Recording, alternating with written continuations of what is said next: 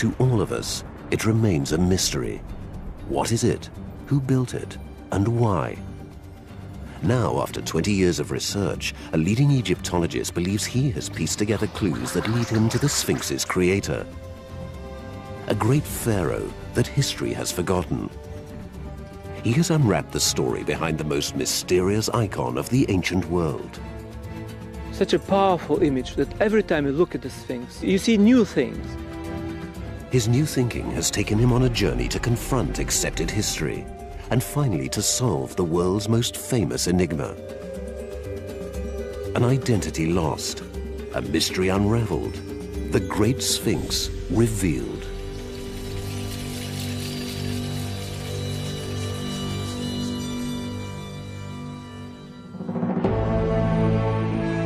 The pharaohs of ancient Egypt would astound the world with their incredible monuments.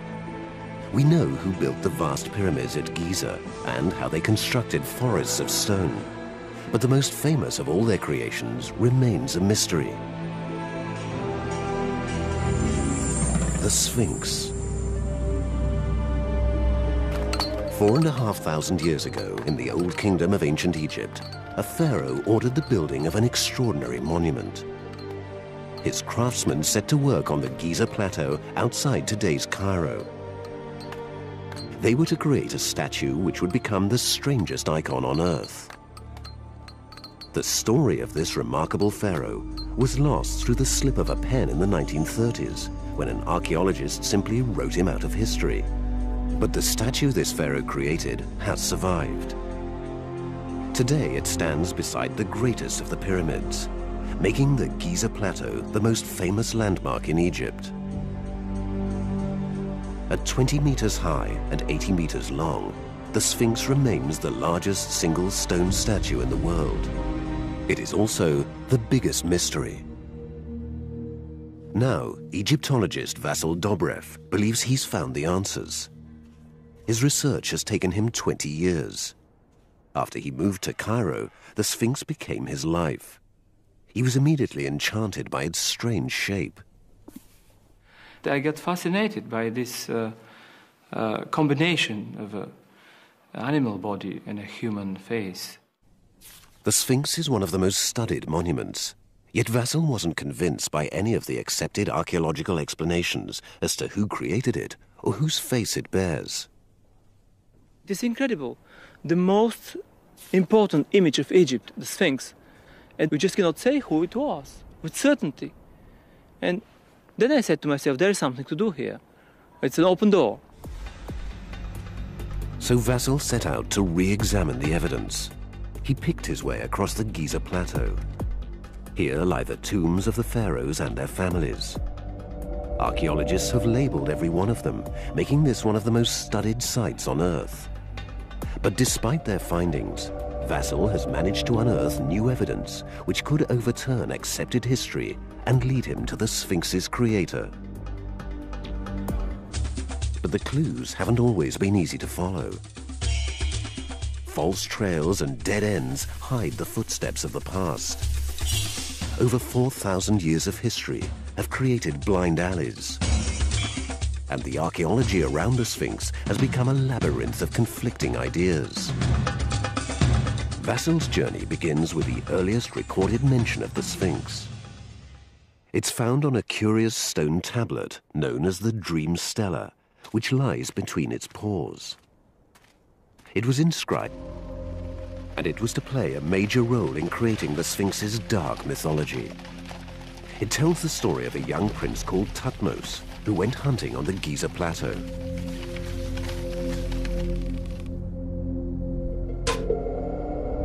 By this time, the power in Egypt had long since moved away from Giza. The once glorious Sphinx had been left exposed to the ravages of the desert and had become buried up to its neck in sand. According to the stela, Prince Thutmose rested beneath the stone giant to shelter from the midday sun. He fell asleep and had a dream, in which he claimed that the Sphinx spoke to him, telling him that if he cleared away the sand from its paws, he would become king. The stela claims that he did as the Sphinx requested and removed the sand. But in reality, this was a golden opportunity for Thutmose to be remembered alongside the great statue and to glorify his name forever. So he concocted the whole story upon the stela. Vassal is quite sure its function was self-promotion. The text starts with a date. It mentions the first year of the reign of Thutmose IV. So for us, the message is clear. This is pure propaganda. He is already a king and then describes the story. Although this account was pure fiction, the tablet also mentioned the name of another pharaoh, Khafre. Ever since his name was first deciphered, archaeologists have believed that Khafre was the creator of the Sphinx. And the first impression and the first thing that was noticed, that behind the Sphinx you see the pyramid of Khafre.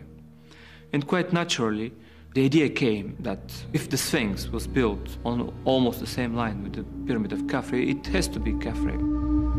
Khafre was one of the greatest builders at Giza. His pyramid stands near his father's Great Pyramid and is just as large. In addition, Khafre built 2 temples, and their remains are sited immediately in front of the Sphinx. So the idea was clear, like everybody, I thought. The Sphinx has to be Khafre. But when Vassal studied the layout, he could see that Khafre's causeway connecting his pyramid to his temple was built round the Sphinx. I have noticed very quickly that Khafre avoided the Sphinx with his causeway. It is quite clear when he built his monument, the Sphinx was already here. This was enough for Vassal to doubt that Khafre had built the Sphinx.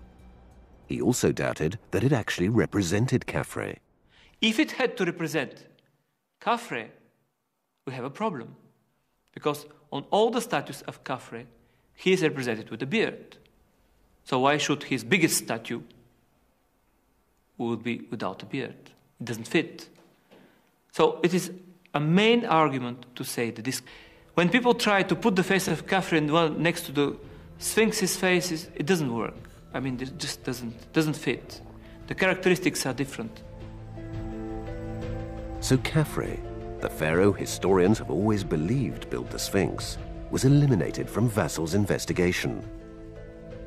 Now, he was about to discover that a new solution was staring him in the face.